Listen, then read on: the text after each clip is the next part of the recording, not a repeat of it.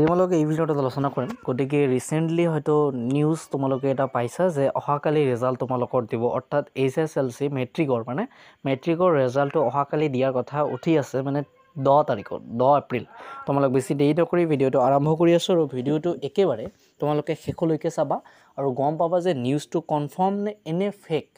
মানে এনে কিবা এটা ঘটনা সৃষ্টি কৰাৰ কাৰণে নিউজটো ওলাই আছে নে একেবাৰে সঁচাকে ৰিজাল্ট দিব গতিকে এই অন্তৰালত মই এই ভিডিঅ'টো বনাম ঠিক আছে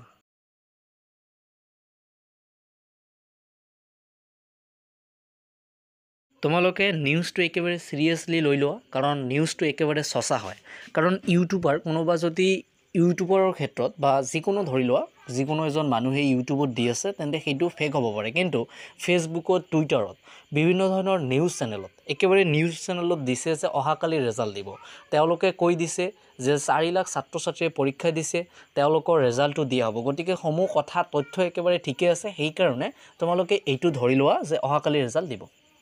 মেট্ৰিকৰ হায়াৰ সেকেন্ডাৰী নহয় মেট্ৰিকৰ অহাকালি ৰিজাল্ট দিব মানে দিবই গতিকে ছাত্ৰ-ছাত্ৰীসকল কাৰ ভয় লাগি আছে আৰু ৰিজাল্ট কেনেকৈ হ'ব বুলি